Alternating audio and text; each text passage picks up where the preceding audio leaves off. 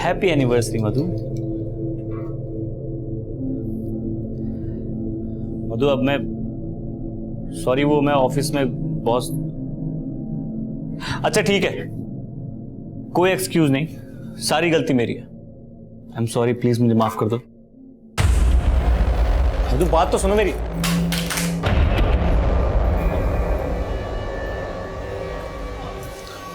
मधु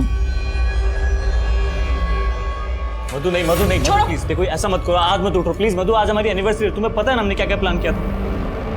please. घड़ी देख रहे हो?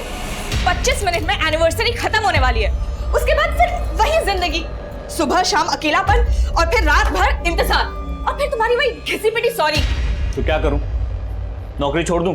तुम्हें जो करना है वो करो, मुझे फर्क नहीं पड़ता है। मेरी जिंदगी ना शादी से पहले ही अच्छी थी।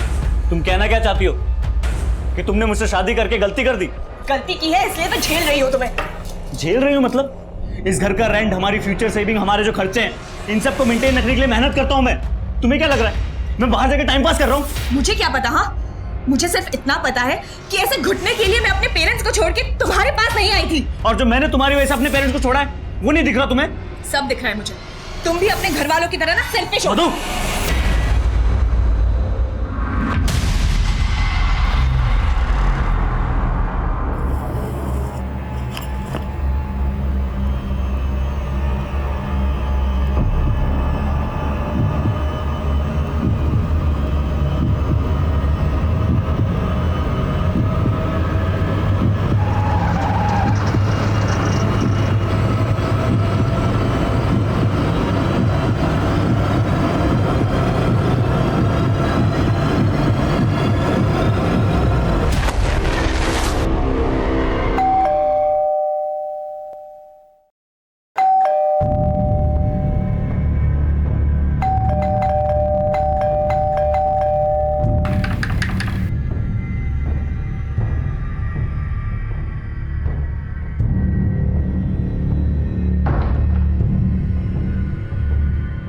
मधु,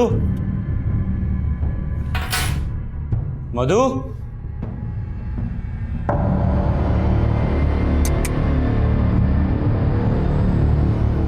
हाँ चले गई है।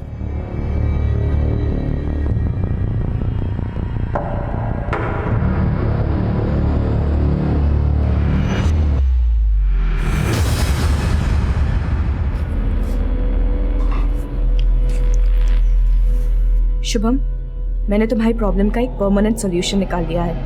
मैं अपनी फ्रेंड मिसेस शर्मा के यहाँ जा रही हूँ। अब कोई रोक टोक करने वाला नहीं है तुम्हारी जिंदगी में। Good bye.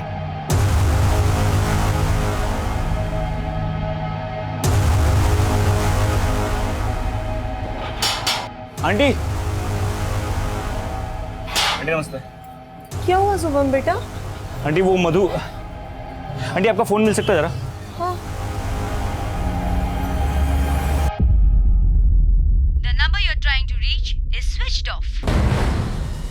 क्या बात है शुभम बेटा, क्या हुआ?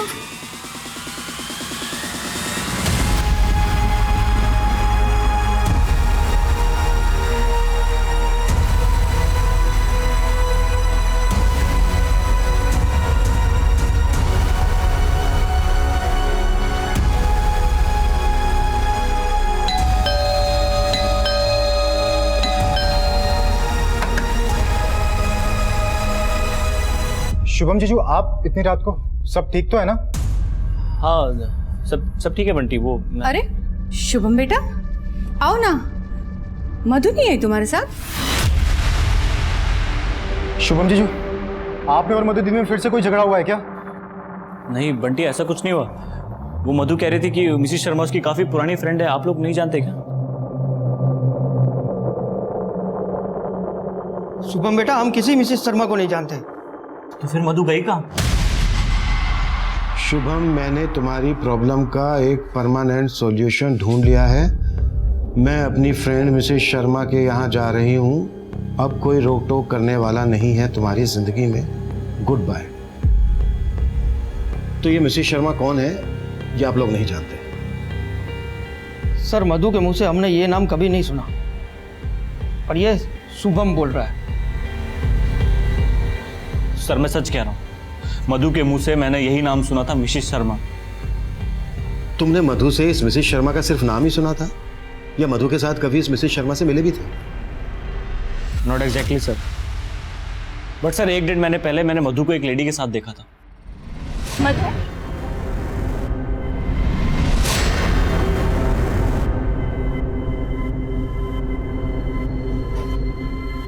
कौन थी वो मधु? कोई नहीं, मिसेस शर्मा थी। मिसेस शर्मा? हाँ, कौन मिसेस शर्मा? तुम नहीं जानते हो, मेरी बहुत पुरानी फ्रेंड है। अगर मधु को कहीं जाना था तो तुम्हें फोन कर सकती थी, मैसेज कर सकती थी। डिजिटल इंडिया के दौर में वो तुम्हें लेटर लिख कर जाती है। सर हो सकता है मधु ने मुझे बैंक में फोन किया हो, पर उससे पहले मैं घर के लिए निकल गया हूँ। बैंक में क्यों? तुम्हें डायरेक्ट क्यों नहीं? तुम मोबाइल फोन यूज नहीं करते? करता हूँ सर, पर कुछ दिनों से नहीं कर रहा था। क्यों? वो सर मधु का फ़ोन टूट गया था और वो रिपेयर नहीं हो रहा था। मधु तुम्हारा फ़ोन रिपेयर नहीं हो पाएगा, मैंने ऑनलाइन ऑर्डर कर दिया, कुछ दिन में आ जाएगा। तब तक मैं क्या करूंगी शुभम? बाप रे, माहौल तो बहुत गर्म है। देखो, मजाक मत करो।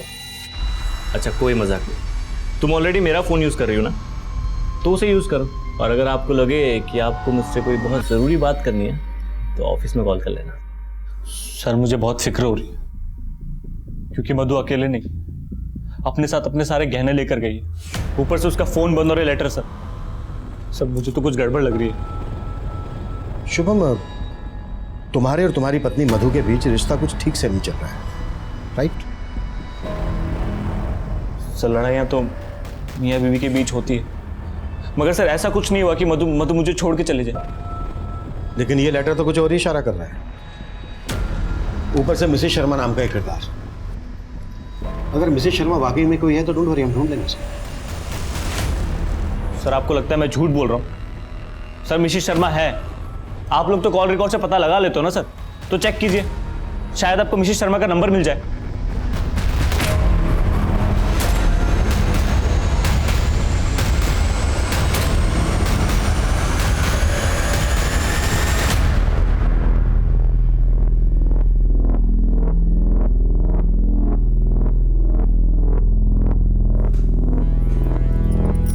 ये कोई वक्त है आने का?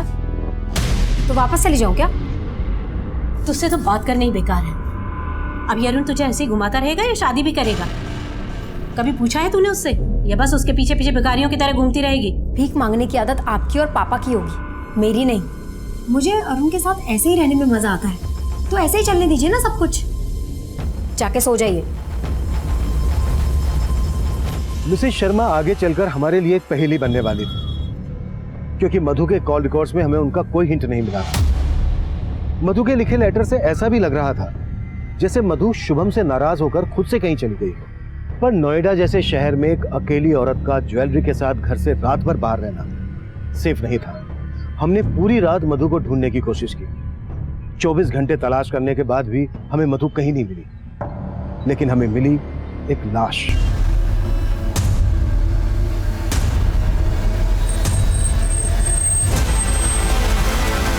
पीछे हटिए, पांडे पीछे हटाओ सबको। साइड सब पीछे पीछे पीछे हटिए। पीछे हो, पीछे लो। पांडे पीछे हो। देखो आसपास कुछ मिलता है क्या? सर गीता हटो, बॉडी बाहर निकालो।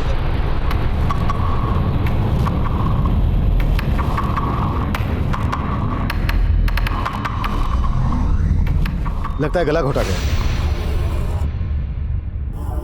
सर नाले के पास और सूटकेस में कुछ नहीं मिला। सर यहाँ तो दूर दूर तक कोई सीसीटीवी मिलने के चांसेस नहीं है। मिश्रा, सब कुछ प्लान लग रहा है। सोचा होगा कि बॉडी नाले में डूब जाएगी और हम मधु की तलाश में किसी मिसेस शर्मा को ढूंढते रहेंगे।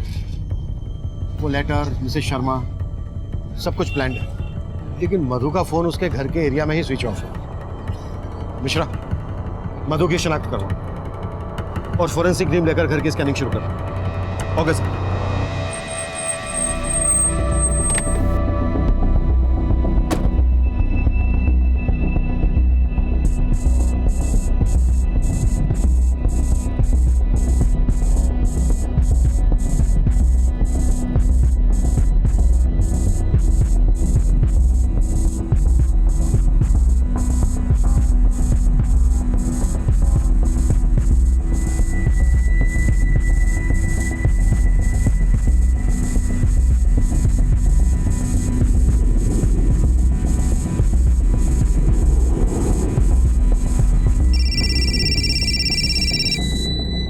सर शुभम के घर से ऐसा कोई क्लू नहीं मिला है जिससे साफ हो कि मधु का मर्डर उसी के घर में हुआ था।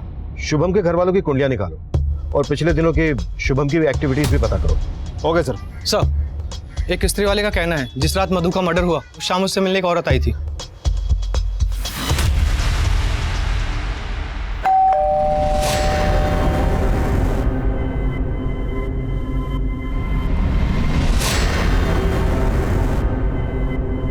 स्केच बनवा सकते हो उसका? हुलिया वगैरह कुछ याद है? सब शकल ठीक से याद नहीं, लेकिन देखो मैं तो पहचान जाऊंगा। उस शाम मधु से जो औरत मिलने आई थी, क्या वही मिसेस शर्मा थी? तुमने सोसाइटी का सीसीटीवी चेक किया? सर सोसाइटी में तो सीसीटीवी कैमरे है ही नहीं। हमें मधु की बॉडी इस सूटकेस में मिली। आप लोग पहचानते हैं इसे? बता सकते हैं ये किसका है? ये तो हमारी बेटी मधु का है सर। जब इसे विदा किया था तो वो उसे साथ ले गई थी। अब इसे मैं उसकी लाश इसके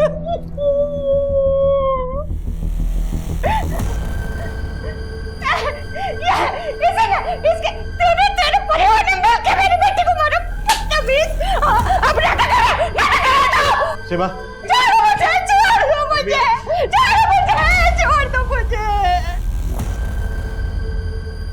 शुभम के पेरेंट्स मधु को पसंद नहीं करते थे। वो लोग उस पर दहेज के लिए दबाव डाल रहे थे। दहेज के लिए? मधु और शुभम की तो लव मैरिज हुई थी ना? हाँ सर। लेकिन शुभम की बड़ी बहन महिमा की शादी नहीं हो रही थी।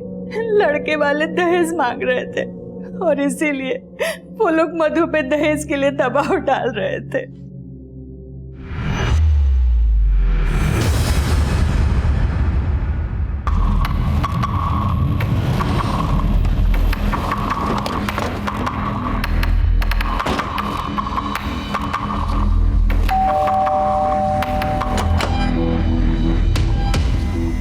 आप शुभम के पिता हैं? जी हाँ। और आप शुभम की माँ?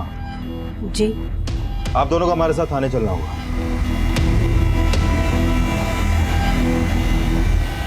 ये आप क्या कह रहे हैं सर? मैं क्यों मारूंगा मधु को?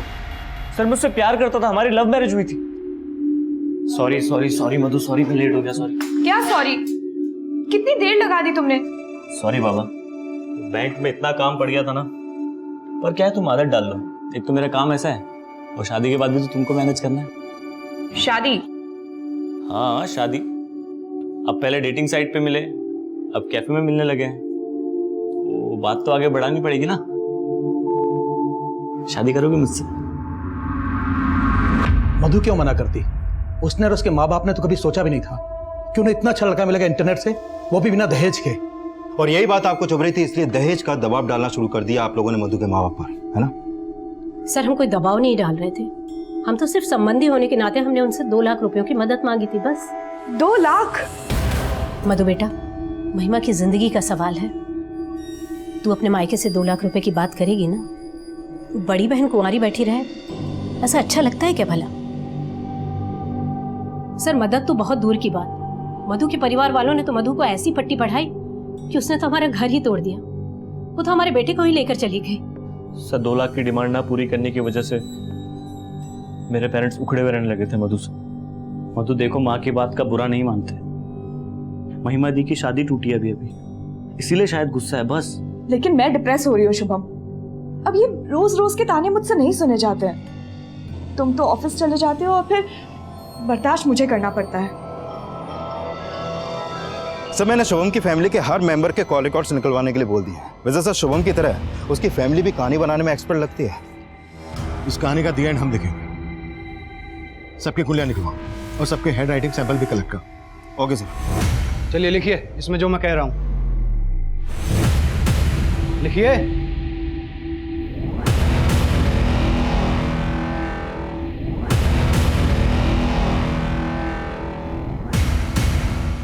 सर मधु ने जो लेटर्स लिखे थे उसकी हैंडराइटिंग ना तो मधु से मेल खाती है और ना ही शुभम से, और ना ही शुभम के माँ बाप से। मैंने कहा था ना मिश्रा, ये सब कुछ प्लान के तहत हुआ है। वैसे मिश्रा तुम्हारी हैंडराइटिंग कैसी है? मेरे को समझा नहीं सर। रिलैक्स, मजाक कर रहा हूं। हो सकता है शुभम ने ये काम किसी और से करवाया हो। लेकिन सर मैंने बैंक के वॉचमैन और शुभम के कलीग से बात की, वो उस शाम अपने ऑफिस में ही था और रोजाना की तरह अपने टाइम पर ऑफिस से निकला। मुझे शुभम की सुनाई हर कहानी झूठी लग रही है। सर दहेज शुभम को नहीं, उसके माँ बाप को चाहिए था। तो हो सकता है ये कांड उसके माँ बाप ने किसी के थ्रू करवाया, या ये भी हो सकता है कि शुभम और उसके माँ बाप इन सब ने मिलकर यह कांड किया हो। लेकिन किसी के भी खिलाफ अभी तक हमें कुछ मिला नहीं है। मिशा एक काम करो, फिलहाल इन्हें जाने दो, लेकिन इस सब पर नजर रखना। और उस औरत का पता चला जो उस दिन मधु से मिलने आई थी उसके घर? नहीं सर, अभी तक तो नहीं, लेकिन कोशिश जारी है।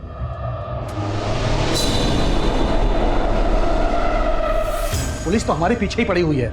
कभी सोचा ना था कि इस उम्र में ये जिल्लत सहनी पड़ेगी, वो भी तुम्हारी पत्नी की वजह से। पापा वो नहीं रही, अब तो उसे कोसना बंद करो। अरे वो तो छोड़ गई, लेकिन जाते आते तो हमें सब फंसा के गई ना। पता नहीं कौन सा पाप किया था जो ऐसी बहू मिली।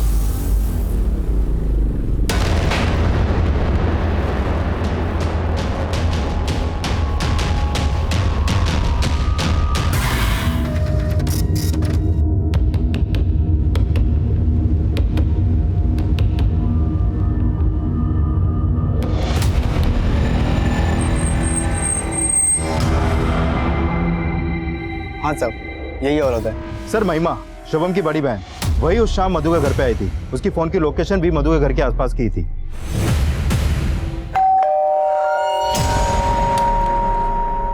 अरे महिमा दी, आज मेरी याद कैसे आ गई? बस तेरी याद आई तो मिलने आ गई। आइए अंदर आइए। हाँ, याद आ गई? अच्छा, बड़ी अटपटी फैमिली है। बेटा किसी मिसेस शर्मा की बीन बजा रहा है और माँ बाप अपनी बेटी की शादी टूटने के कारण अपनी बहू और बेटे से बात करना बंद कर देते हैं। और बेटी को अचानक अपनी भाभी पर प्यार आ जाता है और वो उससे मिलने जाती है, वो भी उसी दिन जिस दिन उसकी भाभी का मर्डर होता है। मुझे पता था कि आप लोग मुझ पर ही शक करेंगे। अब अपनी भाभी के घर जाना कुछ गलत है क्या? नहीं, बिल्कुल नहीं। लेकिन भाभी के मर्डर हो जाने के बाद इस बात को छुपाना गलत है। मैंने कुछ नहीं छुपाया आपसे, आप लोगों ने पूछा नहीं इसलिए मैंने आपको बताया नहीं। अच्छा, चलो अब पूछ लेते हैं, क्यों गई थी तुम अपनी भाभी से मिलने? भाभी पर अचानक से प्यार उमड़ पड़ा था, या फिर अपनी शादी टूटने का गुस्सा निकालने गई थी? क्या शुभम की मिसेस शर्मा तुम ही हो? सिर्फ सच सुनना है मुझे।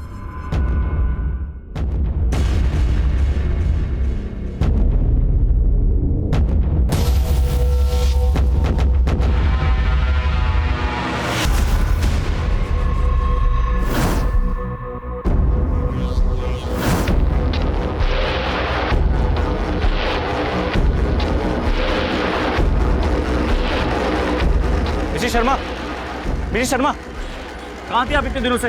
आपको इतने दिनों से ढूंढ रहा हूँ मैं। आपको कोई गलत नहीं भाई साहब, मैं कोई मिसेस शर्मा नहीं हूँ। देखो ज्यादा बनो मत, मधु तुम्हारे घर गई थी ना, मैं जानता हूँ सब। आप तुमने ही मारा मेरी मधु को, ये साड़ी मधु की है, मैं जानता हूँ। साड़ी छोड़ो, ये क्या कर रहे हो भाई साहब? देखिए भाई साहब मेरी बात सुनो, भाई साहब मेरी बात सुनो, भाई साहब, अरे भाई साहब मेरी बात सुनो, वो मेरी बीवी को मार के गई है। भाई साहब रुको रुको रुको, कहाँ गई, कहाँ गई वो?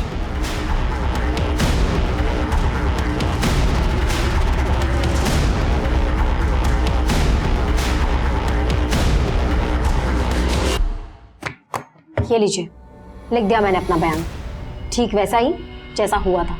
अब अगर आपको मुझसे कोई भी सवाल करना हो तो मुझे सिर्फ फोन कर दीजिएगा, मैं खुद चल के आ जाऊंगी।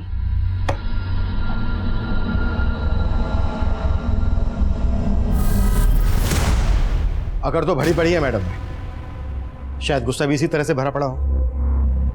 बड़ी बहन होने के बावजूद छोटे भाई की शादी पहले हो गई और उसकी वाइफ दहेज लेकर भी नहीं आई, जो मैडम की शादी में काम आ सकता था, जिसकी वजह से मैडम की शादी टूट गई। नजर रखो इस पर। Okay sir. सर सर वो मिसेस शर्मा मिल गई सर। मिसेस शर्मा? हाँ सर। सर उसने मधु की साड़ी पहनी हुई थी जो मैंने उसे गिफ्ट की थी। मधु की साड़ी? जी सर। सर वो मुझे मार्केट में दिखी, मैंने उसे पकड़ने की कोशिश की तो चालाकी से भाग के निकल गई, लेकिन सर मैंने उसका पता लगा लिया।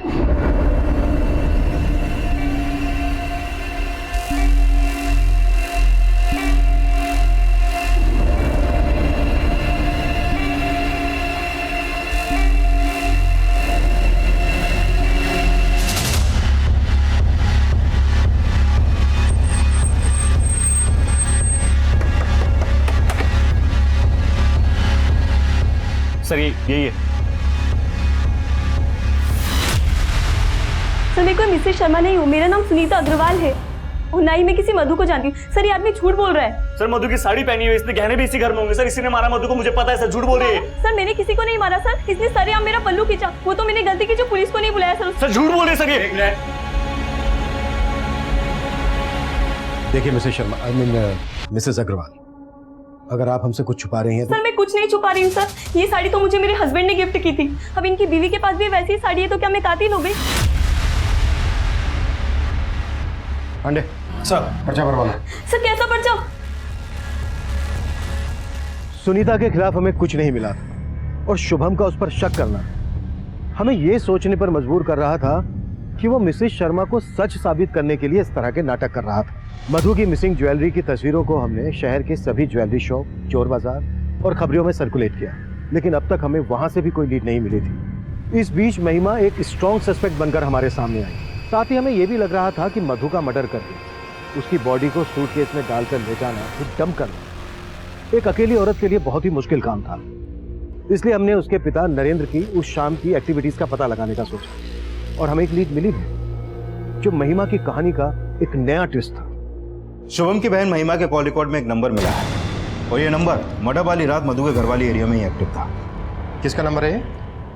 सर ये नंबर अरुण का है। महिमा की अरुण से सगाई हुई थी जो टूट गई, लेकिन सगाई टूटने के बाद भी महिमा अरुण को डेट कर रही थी और सब मर्डर वाली रात ये दोनों ही देर रात तक साथ में थे। मतलब सगाई टूटी लेकिन रिश्ता नहीं टूटा। क्या ये भी मधु और शुभम की तरह लव कम अरेंज मैरिज करने वाले थे? सर लड़का तो महिमा के पेरेंट्स ने ही ढूंढा था। सगाई टूट गई लेकिन दोनों की जोड़ी नहीं टूटी। कहीं ऐसा तो नहीं है कि इसी जोड़ी ने शुभम और मधु की जोड़ी को तोड़ा हो? अरुण देख, तू मेरे साथ था, ये पुलिस को पता चल सकता है, बात भी बढ़ सकती है। तुझे मैंने बोला था ना कि वहां लेके मत जा मुझे। अब फंसा दी ना तूने मुझे। फंस तो मैं गई हूँ तेरे माँ बाप के लालच के चक्कर में। अगर बिना दहेज के शादी कर लेता तो ये सब नौबत ही नहीं आती थी ना। अब तू मेरे माँ बाप को जानती है कि दहेज उन्हें उनका हक लगता है। सुन, एक कॉल आ रहा है, मैं बाद में बात करता हूँ। हेलो, अरुण बोल रहा है। जी आप कौन? सर मैं मानता हूँ महिमा के साथ उस दिन मैं वहाँ पे गया था, लेकिन घर में नहीं गया था। तो तू बोल रहा है कि मधु का मर्डर महिमा ने किया? तूने बस मधु की बॉडी को डंप करने में महिमा की हेल्प की? नहीं सर। तेरी तो सगाई टूट गई थी ना महिमा से, फिर भी तू उसके साथ? सर माना हमारी सगाई टूट गई है, लेकिन मैं उससे प्यार करता हूँ। तू उस दिन देर रात तक महिमा के साथ था। मधु की वजह से तुम दोनों की सगाई टूटी। तुम दोनों उस दिन मधु से बदला लेने गए थे ना इस बात का? सर मैं मानता हूँ महिमा के साथ देर रात तक था वहाँ पे, लेकिन ना महिमा ने कुछ किया ना मैंने।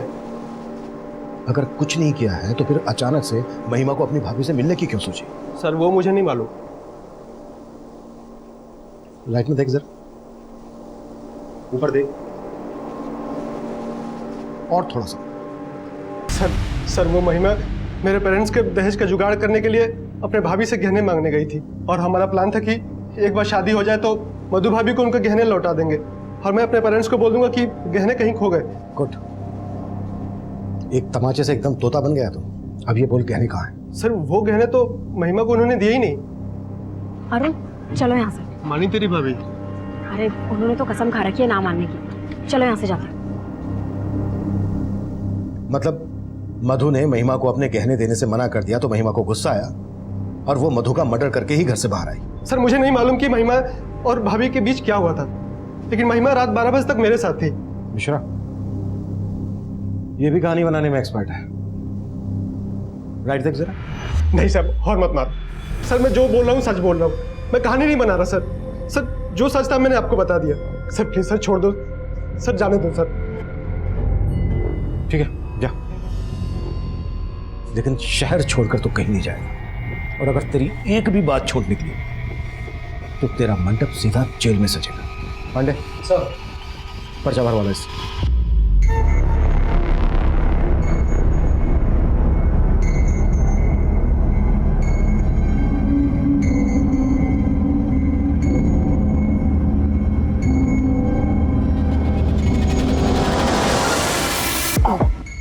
अबे देख के चलना।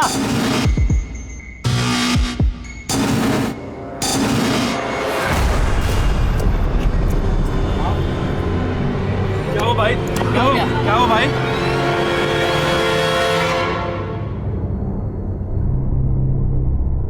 सर आप लोग बेकार में हम पर और हमारे बेटे पर शक कर रहे हैं। अगर आपने अपना ध्यान हम पर से हटाया होता तो शुभम की जान खतरे में नहीं होती। डॉक्टर साहब, शुभम की हालत कैसी है अभी? सही वक्त पे ट्रीटमेंट देने की वजह से जान बच गई। किसी ने जहर का इंजेक्शन दिया था उन्हें। जहर? जी, वो तो अच्छा हुआ टाइम पे आ गए, वरना जान भी जा सकती थी। डॉक्टर, किस टाइप का जहर इंजेक्ट किया गया शुभम को? अभी कुछ फिगर आउट करना मुश्किल है।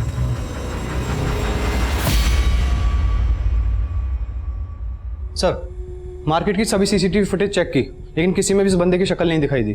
सर, शुभम की बॉडी में जो जहर इंजेक्ट किया गया था वो मेरिकटेक्स और फोटोसेटिक नाम के केमिकल्स को मिक्स करके बनाया गया था। सर, जहर लीथल था।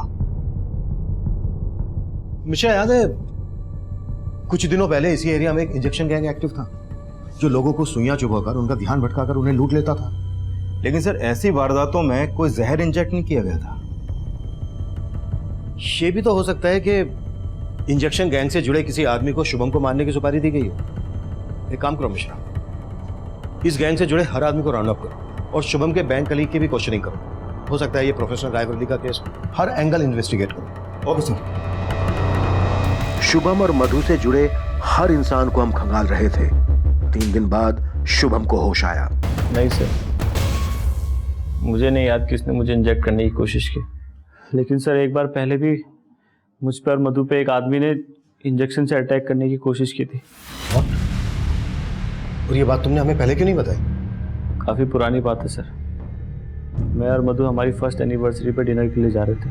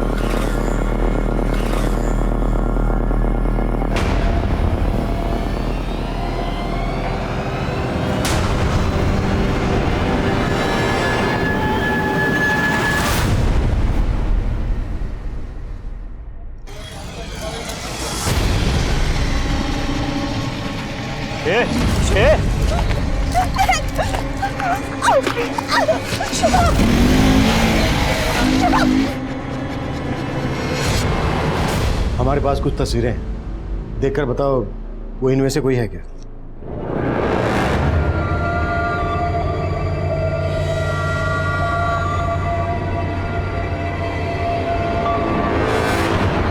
नहीं सर।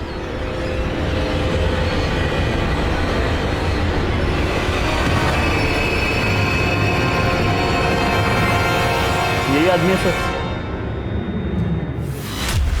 अरे डोज ज्यादा तो नहीं है इसमें?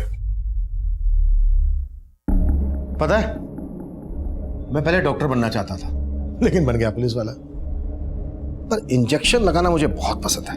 साहब, मैं मानता हूँ कि मैंने शुभम में जहर की सुई चुबाने की कोशिश की थी, लेकिन मेरा अटैक फेल हो गया साहब। लेकिन साहब कसम से इस बार मैंने कुछ नहीं किया साहब, मैं सच बोल रहा हूँ साहब। देख, सब कुछ सच सच बोल, नहीं तो ये नहीं, हाथी का इंजेक्शन घुसेड़ूंगा तेरे अंदर। नहीं साहब, मैंने इस बार कुछ नहीं किया। हाँ, एक आदमी का फोन आया था, उसने मुझे बोला था शुभम को जहर की सुई चुबाने को। उसने मुझे 50,000 रुपये एडवांस भी देते साहब।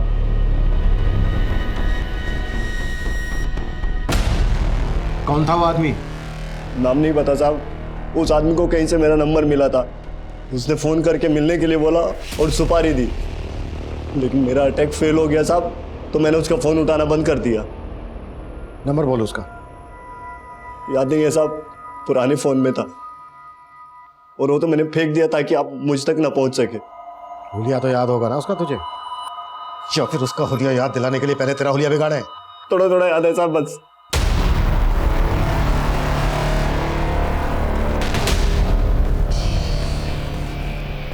सर, जिस आदमी ने उस्मान को सुपारी दी थी वो आदमी ऐसा दिखता है सर। और ये मधु को नुकसान नहीं पहुंचाना चाहता था। कहीं ये मधु का आशिक तो नहीं था? शुभम, याद करने की कोशिश करो, हो सकता है तुमने ऐसे पहले कभी देखा हो। नहीं सर, ऐसा कोई आदमी याद नहीं मुझे। इसे पहचानते हो? हाँ सर, ये तो गणेश है सर। कौन गणेश? मधु दीदी के कॉलेज में पढ़ता था सर, और ये दीदी से शादी भी करना चाहता था। तुम्हारी हिम्मत कैसे हुई मधु का हाथ मांगने की? अपनी जात देखी है? मधु गणेश से प्यार करती थी और उसने लव मैरिज की शुभम के साथ। हाँ सर, शुभम हमारी जात वाला था, लेकिन गणेश अलग जाति का था। कहाँ मिलेगा ये गणेश? सर मैं मानता हूँ कि मैंने शुभम पे अटैक करवाया था। ये ले 50,000 रुपए एडवांस। इस लड़के पे सुई घुसानी है, ये दवा भर के। ठीक है। लेकिन सर मैंने मधु के साथ कुछ भी नहीं किया। मैं तो प्यार करता था मधु से, पर कास्ट अलग होने की वजह से उसके पेरेंट्स नहीं माने। मैंने तो मधु से कहा कि हम भाग के शादी कर लेते, पर उसने कहा कि वो अपने पेरेंट्स को मना लेगी। लेकिन ऐसा कुछ भी नहीं हुआ। फिर मेरे पेरेंट्स ने मेरी शादी अदिति के साथ करवा दी। तूने अदिति से शादी कर दी, मधु ने शुभम से शादी कर दी, तो इस शुभम पर अटैक करवाने का मकसद क्या था तेरा? सर वो मकसद भी मुझे मधु ने दिया था। मधु ने? साफ साफ बोल, कहना क्या चाह रहा है तू? मधु ने शुभम से 1 साल पहले शादी की थी, पर मेरी शादी मधु की शादी से 1 साल पहले ही हो गई थी, और उसे लगता था कि मैंने उसे धोखा दिया। जब मैंने उस समय कहा था कि भाग के शादी कर लेते हैं, तब तुम मानी नहीं, और अब जब मैं अदिति के साथ शादी कर चुका हूं, तब मेरे आसपास मंडरा रही हो। आखिर चाहती क्या हो तुम? तुम्हें गणेश, मैं तुमसे बहुत प्यार करती हूँ। मैं जानती हूँ मैं अपने माँ पापा को मना नहीं कर पाई, पर मैं तुम्हारे बगैर मर जाऊंगी। मुझसे मधु का दुख देखा नहीं गया, और मैं खुद को मधु से मिलने से रोक नहीं पाया। गणेश, मैं ना अपने माँ पापा को छोड़ दूंगी। तुम भी अदिति से डिवोर्स ले लो अब। मधु, डिवोर्स लेना इतना आसान नहीं है। कहना क्या चाहते हो तुम? मतलब बीवी तुम्हारी अदिति रहेगी और मैं? मधु को लगने लगा कि मैं उसे धोखा दे रहा हूँ, जबकि ऐसा कुछ नहीं था। इसलिए उसने मुझे चिढ़ाने के लिए जानबूझकर शुभम के साथ दोस्ती बढ़ानी शुरू कर दी। कौन है वो लड़का? तुमसे मतलब? तुम जाओ ना अपनी अदिति के पास, मेरे साथ टाइम वेस्ट क्यों कर रहे हो? तुम्हारे लिए मैं अदिति को डिवोर्स देने वाला हूँ, और तुम? झूठ बोलना बंद करो गणेश। तुम्हारा कोई इरादा ही नहीं है अदिति को डिवोर्स देने का, और अब मुझे भी कोई मिल गया है। ओके, तो तुम अपने रास्ते जाओ और मैं अपने। पहले तो मुझे लगा कि वो मुझसे नाराज है, इसलिए ये सब कर रही है, लेकिन बाद में उसने सच में शुभम के साथ शादी कर ली, जबकि उसकी वजह से मैंने अदिति को डिवोर्स दे दिया था। लेकिन मधु सचमुच शुभम से प्यार करने लगी थी, और मेरे लाख समझाने के बाद भी वो मेरी जिंदगी में वापस नहीं आना चाहती थी। इसीलिए मधु को पाने के लिए मैंने शुभम को रास्ते से हटाने का प्लान बनाया, और मेरे एक वार्ड बॉय दोस्त प्रकाश ने मुझे उस जहर के बारे में बताया। जैसे तू मोहब्बत करके शायर बन गया, वैसे मैं हॉस्पिटल में नौकरी करते करते डॉक्टर बन गया। ये दो केमिकल एक सिरिंज में डालकर किसी की बॉडी में इंजेक्ट किया जाए तो 10 मिनट में खेल खत्म।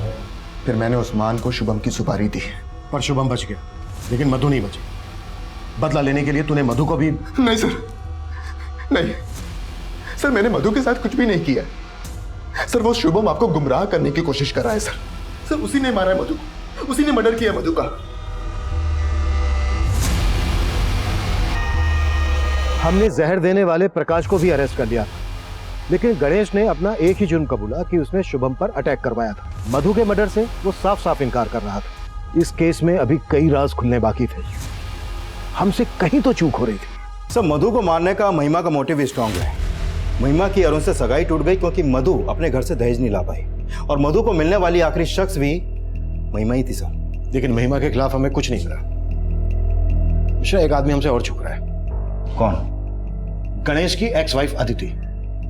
गणेश ने मधु की वजह से अदिति को छोड़ा, तो इस हिसाब से मधु अदिति की दुश्मन हुई। और वो कहते हैं ना, एक ठुकराई हुई औरत का वार काफी घातक होता है।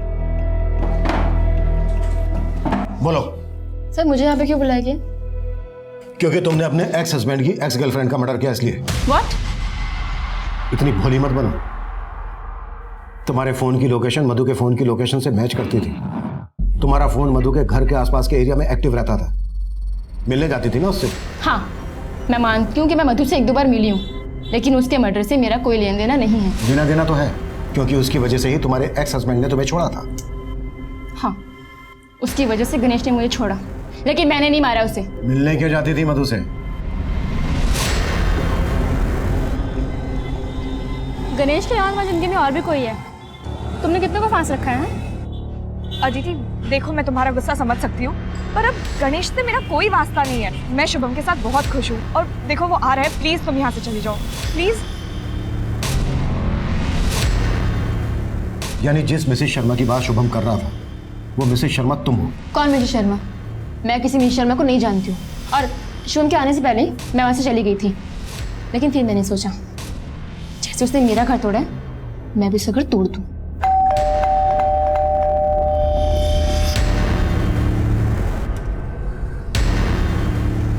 तुम यहाँ? तुमसे नहीं, तुम्हारे पति से मिलने आई हूँ, ये बताने के लिए कि तुमने मेरी जिंदगी से बर्बाद कर दी। तुम समझ क्यों नहीं रही हो अदिति? मैं मानती हूँ कि मुझसे बहुत बड़ी गलती हुई है, पर प्लीज तुम ऐसा मत करो। लेकिन पता नहीं क्यों मुझे इस पे तरस आ गया। उस दिन के बाद मैं मधु से कभी नहीं मिली। क्योंकि तुमने मिलने की गुंजाइश ही खत्म कर दी, मर्डर कर दिया उसका। देखिए सर, मैंने ऐसा कुछ भी नहीं किया। सर, बहुत तोड़ने के बाद भी अदिति कुछ नहीं उगल रही है। एक बात तो क्लियर है मिश्रा, मिसेस शर्मा, ये नाम मधु ने शुभम को बताया था, और कातिल ने जो चिट्ठी लिखी है उसमें भी मिसेस शर्मा का नाम है। सर, अदिति शुभम को मधु और गणेश का सच बताना चाहती थी। कहीं ऐसा तो नहीं कि ये सच शुभम को खुद ही पता चल गया और यही मधु के मर्डर की वजह बन गया? वो तो कुछ भी सकता है, लेकिन वो लेटर, उसकी हैंडराइटिंग शुभम की हैंडराइटिंग से मैच नहीं करती। या तो शुभम ने वो लेटर किसी और से लिखवाया, या फिर ये भी तो हो सकता है कि शुभम और अदिति ने मिलकर ये कांड किया हो, अपने अपने पार्टनर से बदला लेने के लिए। पॉसिबल है। या फिर ये कांड किसी तीसरे आदमी ने किया हो सकता है, जिसे इस मिसेस शर्मा नाम की भनक थी। शुभम, महिमा, अदिति, ये सभी हमारे सस्पेक्ट थे, लेकिन किसी भी सस्पेक्ट के खिलाफ हमें कोई ठोस सबूत नहीं मिल रहा था। मिसेस शर्मा, इस काल्पनिक नाम का इस्तेमाल उस लेटर में हमें भटकाने के लिए किया गया था, लेकिन इस कत्ल का मास्टरमाइंड अब भी हमारी गिरफ्त से दूर था। हम सभी ज्वेलरी शॉप पर नजर रखे हुए थे, लेकिन कातिल मधु की ज्वेलरी बेचने सामने आया ही नहीं। शायद वो इस केस के ठंडे होने का इंतजार कर रहा था, और हमने भी वही किया, इंतजार।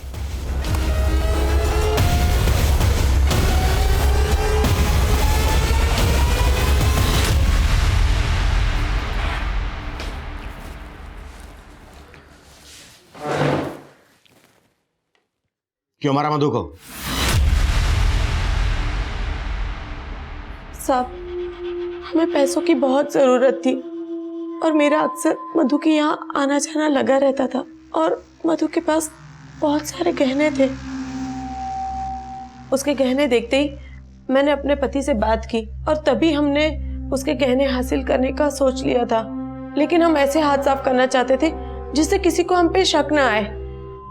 फिर एक दिन मुझे मधु का एक और राज पता चला। अदिति देखो, मुझे पता है कि मुझसे बहुत बड़ी गलती हो गई है, पर क्या बात है मधु, सब ठीक है ना?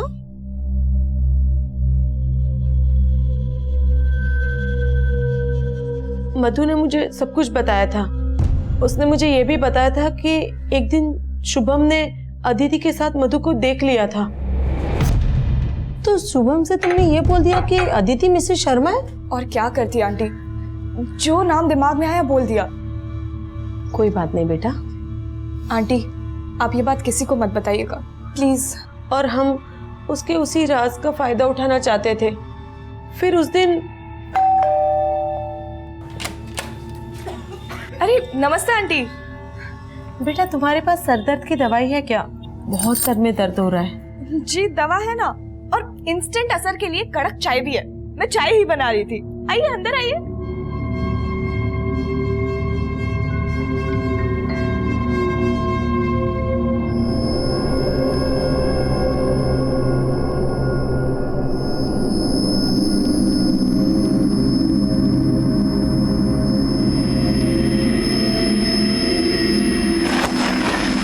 मधु इतनी रेस्पेक्ट करती थी तुम दोनों की, इतना भरोसा करती थी तुम दोनों पर, और तुम लोगों ने चंद पैसों के लालच में अपनी बेटी की उम्र की लड़की को मार डाला।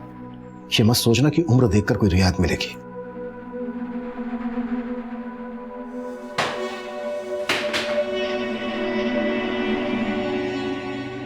ऋचा और सुबोध इस वक्त न्यायिक हिरासत में है। शुभम इस शोक से उभर ही नहीं पा रहा है। उसे यकीन ही नहीं हो पा रहा है कि मधु जिस वृद्ध जोड़े की इतनी इज्जत करती थी, उसने चंद पैसों के लिए मधु की जान ले ली। इस केस को आपको दिखाने का हमारा मकसद ये बिल्कुल नहीं है कि आप अपने आसपास के लोगों को शक की नजर से देखें, उनके साथ कुछ शेयर ना करें। इनफैक्ट ये पॉसिबल भी नहीं है। लेकिन जिंदगी में संतुलन बनाना, एक दायरा बनाए रखना भी जरूरी है।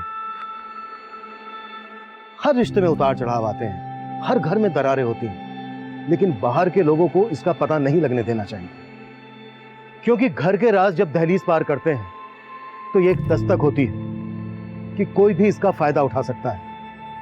जरूरी है हम इस केस से सीख लें और अपनी जिंदगी और अपने घर को महफूज बनाएं। अब मैं सीनियर इंस्पेक्टर अभिमन्यु जिंदल आपसे विदा लेता हूं।